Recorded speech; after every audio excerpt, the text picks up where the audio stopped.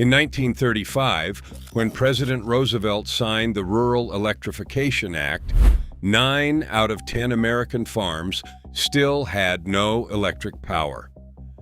For generations before that, water never came from a switch. It came from wind, from muscle, from gravity, and from clever machines built out of wood and iron. These 25 forgotten systems pulled water from deep underground, carried it across dry fields, and kept livestock, crops, and families alive through droughts that would break a modern farm. Number 8 could lift water uphill using nothing but the force of falling water, no engine required. And number 1 made the settlement of the entire American West possible. Before we begin, hit that subscribe button because most of these vanished so completely that even your own grandparents may have forgotten them. Let us count down. Number 25. Wooden rain barrels stood beneath the eaves of nearly every farmhouse in the country, catching the sky itself. Set at the corner where the roof gutters met, an oak barrel could fill in a single hard rain, capturing 50 gallons of soft water that came free from the heavens. Farm wives prized rainwater above all else. It was soft, without the minerals that turned well water hard, so it lathered soap easily and left hair and linens gentle. Monday wash days depended on it, and so did the kitchen kettle. Children learned early to dip carefully, skimming leaves and mosquito wrigglers from the surface. In dry country, that barrel was the difference between clean clothes and grime. The wood swelled tight when wet, sealing its own seams. When galvanized cisterns and pressurized taps arrived, the humble barrel was rolled behind the barn and forgotten, its quiet gift of soft water lost to the age of chlorine and copper pipe. Number 24. Sand and charcoal cistern filters turned murky roof water into something safe to drink long before anyone owned a faucet. Rainwater running off a wood shingle roof carried dust, soot, and bird droppings, so thrifty farmers built a small filtering chamber between the downspout and the cistern.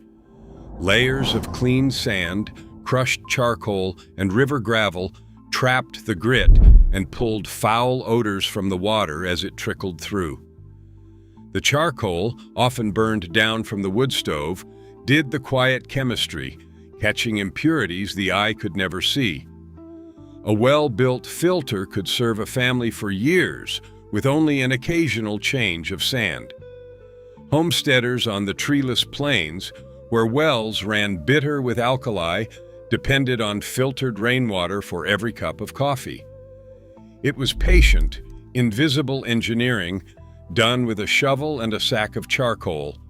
Store-bought purifiers made it seem primitive, and the layered filter box vanished into the cellar dark. Number 23. The pitcher pump stood bolted to the edge of the kitchen sink, and its iron handle was the first sound of morning on a working farm. Cast from heavy iron and painted red or green, it drew water from a shallow well just below the house through a wooden or galvanized pipe. Before a single drop came, you primed it, pouring a cup of water down the top to seal the leather cup inside, then worked the handle in long, steady strokes until the pump caught and gushed cold. Children were sent to prime it on frosty mornings, blowing on their hands between pulls. That rhythmic clank and splash meant breakfast was near, dishes could be washed, and the day could begin. A good pitcher pump cost only a few dollars from the Sears catalog and lasted a lifetime. When pressurized indoor plumbing arrived, the pump was unbolted and sold for scrap, its cheerful clatter silenced forever. Number 22. Bored log water pipes carried spring water across farmyards a full century before anyone dreamed of PVC. In wooded country, A farmer would fell a straight cedar or pine, then bore a channel down its center with a long iron auger turned by hand or by a horse walking in a circle. The hollowed logs were tapered at one end and driven into the socket of the next, forming a wooden pipeline that ran downhill from spring to barn. Sealed by the swelling of wet wood, these lines could carry cold water for decades underground, where the constant damp kept the timber from rotting. Whole New England villages were plumbed this way, and settlers carried the skill west. Diggers still unearth these buried logs today, the auger marks fresh as the day they were cut. Cast iron and clay pipe replaced them, and the patient art of boring a log for water was quietly forgotten. Number 21. The gourd dipper and the covered water bucket ruled the farm kitchen and the field alike, humble tools that everyone touched a dozen times a day. A hard-shelled dipper gourd, grown along the garden fence and dried hollow, made a lightweight scoop that floated in the bucket, ready for any thirsty hand. In the fields, a boy carried a covered pail of well water to the men swinging scythes, the tin lid keeping out dust and chaff. Everyone drank from the same dipper. A small communion of labor passed from father to son to hired hand.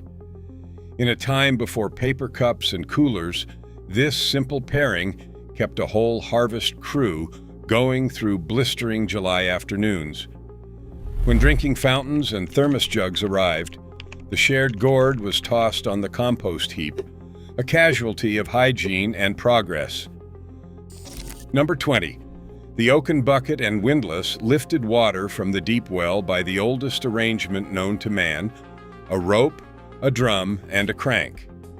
Over the well's stone mouth stood a wooden frame holding a horizontal roller wound with rope, and turning the iron handle raised the bucket hand over hand from the dark below.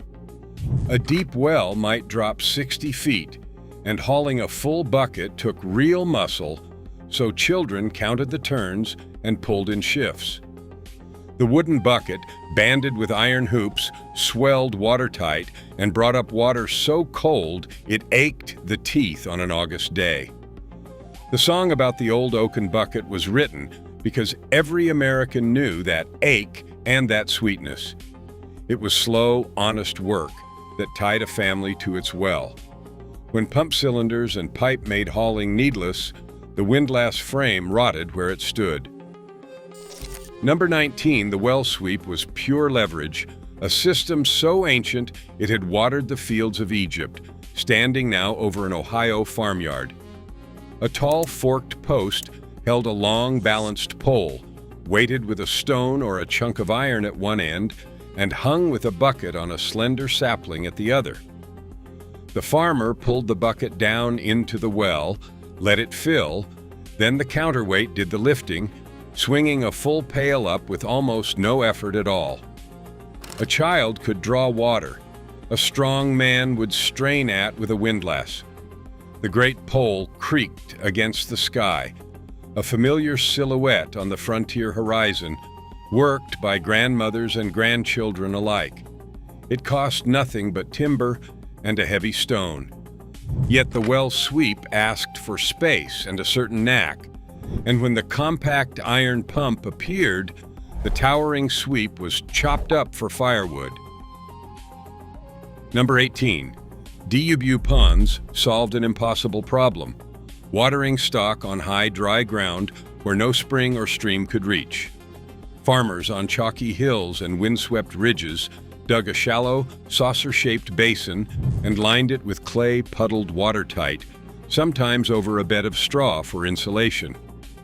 Through the cool nights, moisture from fog and dew condensed against the chilled clay and gathered in the hollow, refilling a pond that had no visible source.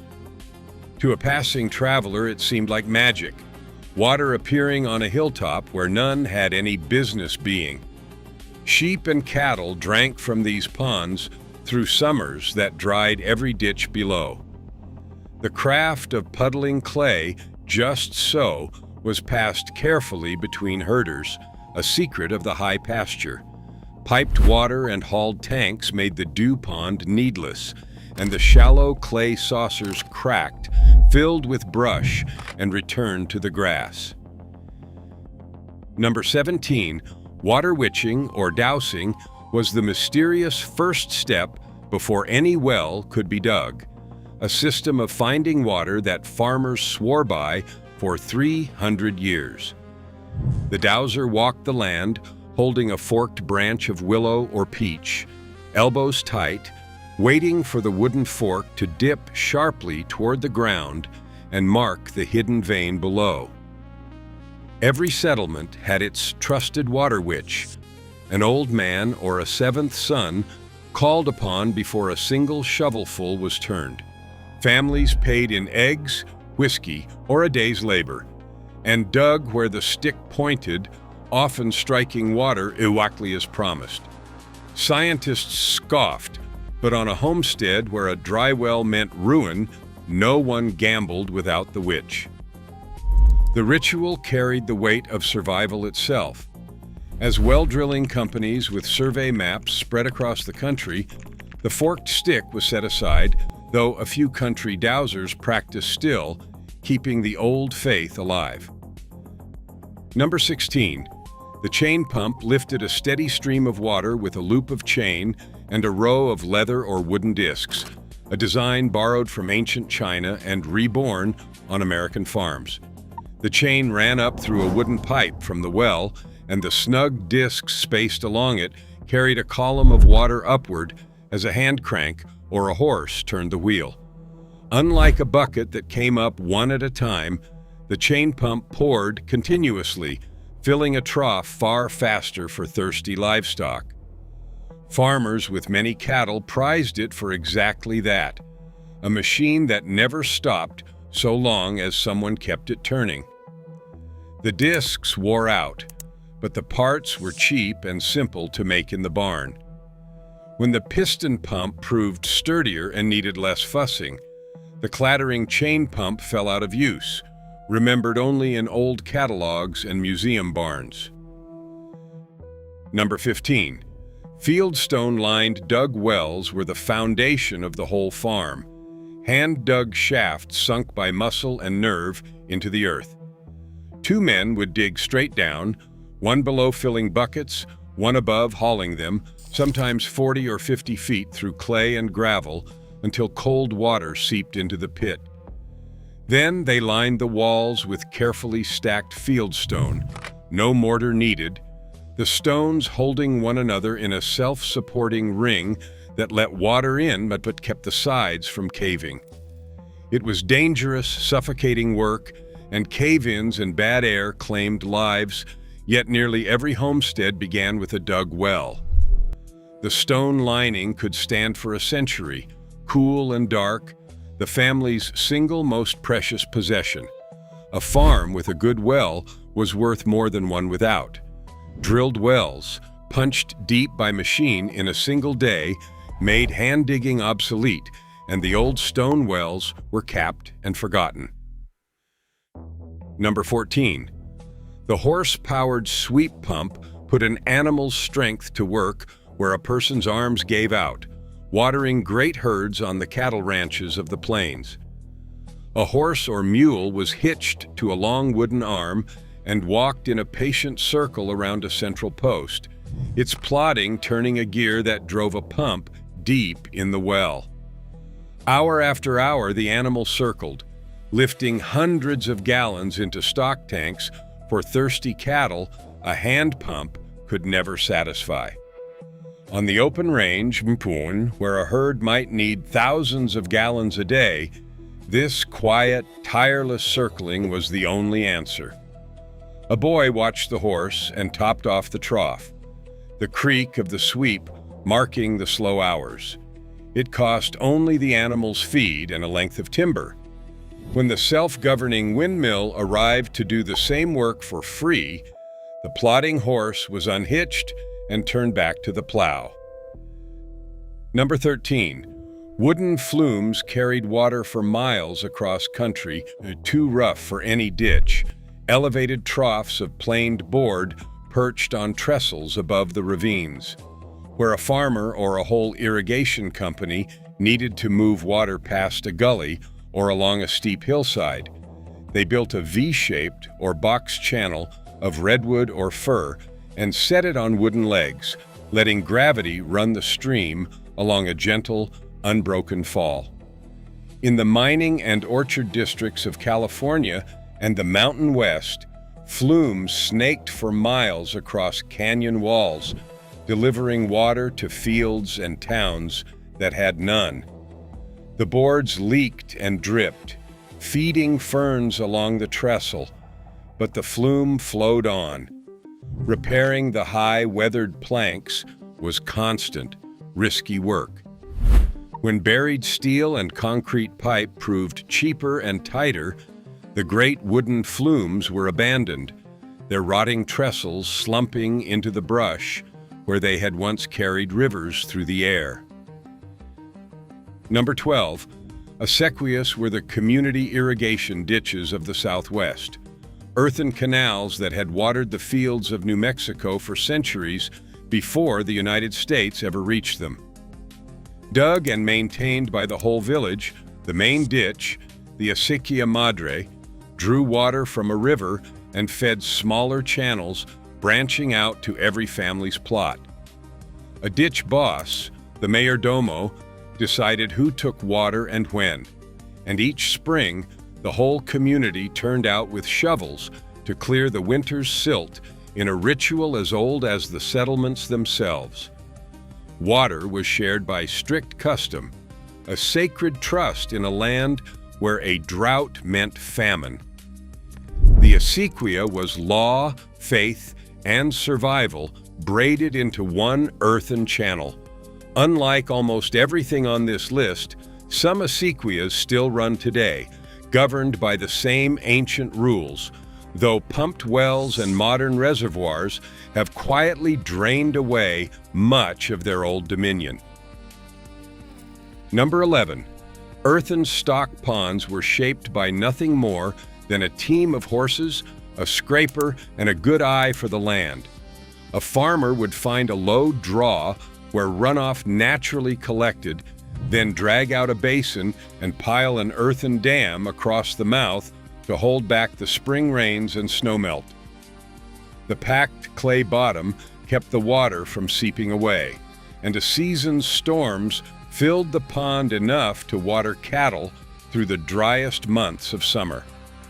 On the treeless plains, where wells ran deep and hard to reach, these ponds were a lifeline for a herd.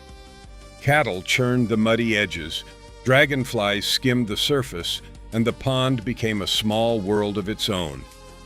Building one took only sweat and a borrowed scraper. Bulldozers later dug them faster and deeper, but the hand-shaped stock pond, red from the lay of the land itself, was the original prairie reservoir. Number 10. Irrigation ditches and gravity canals turned deserts into gardens across the arid West, vast systems that moved rivers onto land that had never grown a crop. Settlers under the great reclamation projects dug main canals from the mountains and let the water find its own way downhill through a branching web of laterals and furrows to every field. There were no pumps at all, only the patient pull of gravity and the careful grade of the ditch, engineered so the water crept forward without pooling or racing away. A farmer opened a headgate with a shovel and flooded his rows, then closed it and sent the stream to his neighbor. Whole valleys of orchards and alfalfa grew from ground that had been sagebrush. Water rights, measured in inches and shares, became more valuable than the land. Much of this network survives, but the shovel and headgate craft of the ditch rider has largely given way to pipe and sprinkler. Number 9. The force pump, or deep well lift pump, reached down where no shallow pitcher pump could follow, pulling water from wells 100 feet deep and more. Instead of drawing from below by suction, which physics limits to about 30 feet, the force pump lowered a cylinder and piston far down into the water itself, so that each stroke of the long handle lifted a solid column up the pipe. Farmers with deep wells on high ground had no other choice, and the tall pump stand with its heavy iron lever became a fixture of the dry country barnyard. It could also push water uphill into an elevated tank, giving the farm a crude kind of pressure. Priming, repacking the leathers, and thawing it in winter were constant chores. When the windmill was rigged to drive that same deep cylinder without a human arm, the hand force pump became a backup, then a relic. Number 8. The hydraulic ram pump was the closest thing to magic on any farm, a machine that pumped water uphill using nothing but the force of falling water, with no engine, no fuel, and no hand on a lever. Placed below a spring or a stream, the ram let water rush down a drive pipe until a valve slammed shut, and the sudden shock of that stopping water upper, the water hammer, drove a fraction of the flow high above the source through a delivery pipe. It ran day and night, year after year, on the energy of the stream alone, clicking away with a steady heartbeat that farmers came to love. A single ram could lift water 200 feet up to a hilltop farmhouse, filling the tank while everyone slept. It seemed to break the rules of the world, giving something for nothing. Electric pumps made it needless, and this quiet, self-driven wonder was forgotten by all but a few. Number 7. Artesian wells were the great gift of the underground. Wells that gushed water into the air without a single stroke of a pump. In certain basins, especially across the Dakotas, water was trapped in tilted layers of rock under enormous natural pressure, and when a drill punched through the cap, the water shot to the surface on its own force alone. Early ranchers stood astonished as fountains rose 30 feet into the prairie sky, free water in a land that had known only thirst. Towns and farms sprang up around these flowing wells, and for a time it seemed the supply would never end. Cattle drank from ditches fed by wells no one had to touch. But the pressure was not endless, and decades of open flowing drained the Great Basins until the fountains sank and finally had to be pumped after all. The age of the self-flowing well passed, a brief miracle spent too freely. Number 6. The overshot water wheel harnessed a falling stream to lift and move water for the farm, the same ancient wheel that ground grain now set to pumping.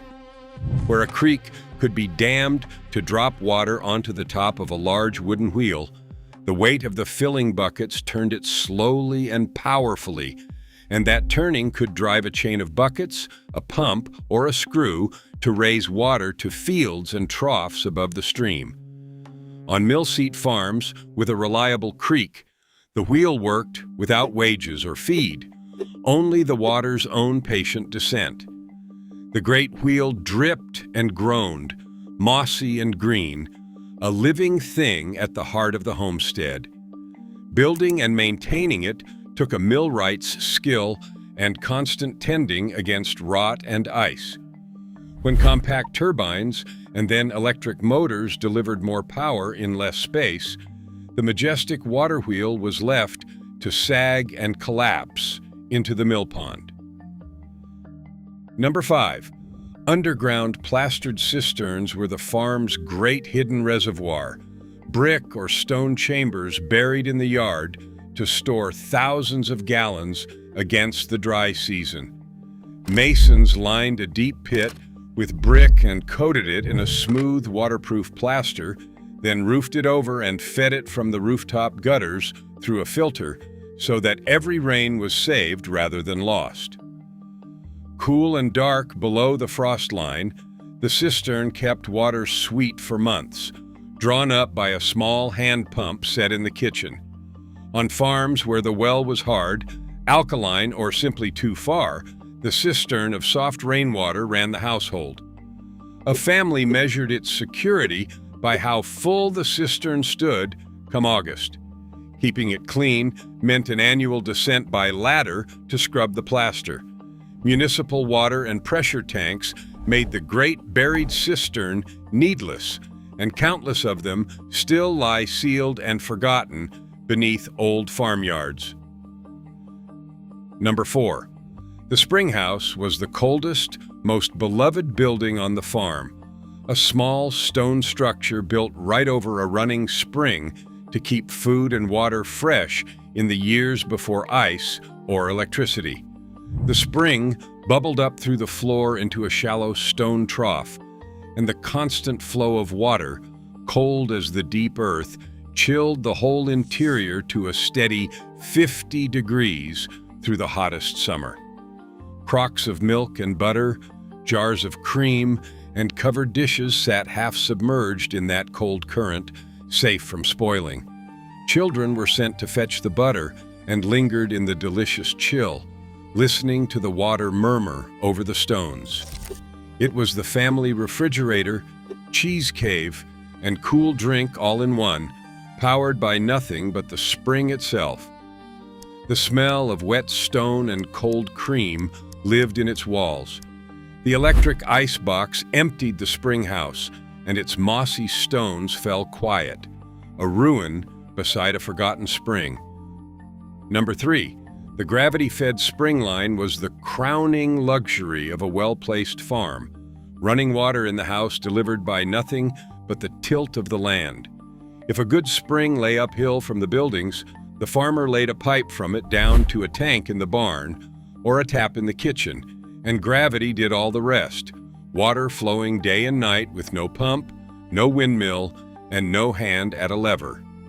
To have cold spring water pour from a pipe on demand, while neighbors still hauled buckets, was wealth itself in the country.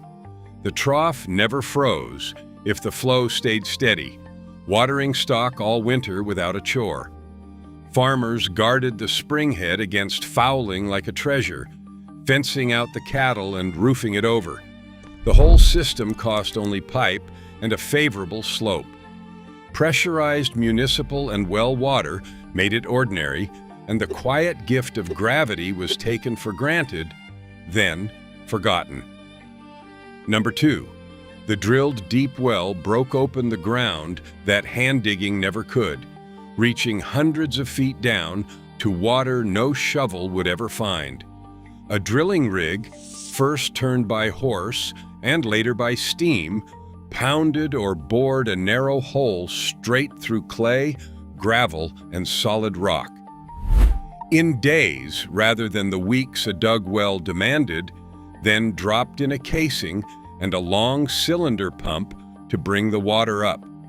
On the high plains, where the water table lay far below any bucket's reach, the drilled well was the only thing that made settlement possible at all.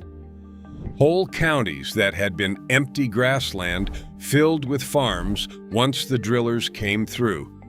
The deep, cased well ran clean and cold, safe from the surface filth that fouled shallow water. It was expensive, and a dry hole was a small tragedy, but a good drilled well anchored a farm for 100 years. Every well pump today still stands on that breakthrough. And finally, number 1. The water pumping windmill was the machine that watered the American West, the spinning steel wheel that stood over nearly every farm and ranch from the Mississippi to the Rockies. Perched atop a tall wooden or steel tower, its many blades caught the endless prairie wind and turned it into the up and down stroke of a deep well pump, lifting water into a stock tank without a single human hand. The self-governing design turned itself to face the wind and furled itself safe in a gale, working alone through through blizzards and blazing heat while the family slept or plowed. Before it, the dry plains could water only as many cattle as a person could pump for by hand. After it, herds and homesteads spread across a land once called the Great American Desert, and the whole map of the West was redrawn around those turning wheels. By the early 20th century, hundreds of thousands dotted the horizon, their creak and clank the very sound of a working ranch. Children climbed the towers to grease the gears, and cowboys navigated by the distant flash of a spinning wheel. The windmill asked nothing but wind, which the plains had in endless supply, and gave back the one thing the land had always lacked. When the Rural Electrification Act strung wire to the farms and the electric pump hummed to life, the great wheels slowly stopped, one by one, and stood rusting against the sky. Yet without them, the America west of the 100th meridian would never have been settled at all. From the humble rain barrel that opened our list to the mighty windmill at the very top, these 25 forgotten systems tell one story, that before the switch and the wire, water was won from the earth by wind, gravity, and stubborn ingenuity. Every one of them vanished when electric power reached the farm, and with them went skills that once meant survival. Which of these did your own family use? Tell me in the comments, and if a windmill still turns somewhere near you, I want to hear about it.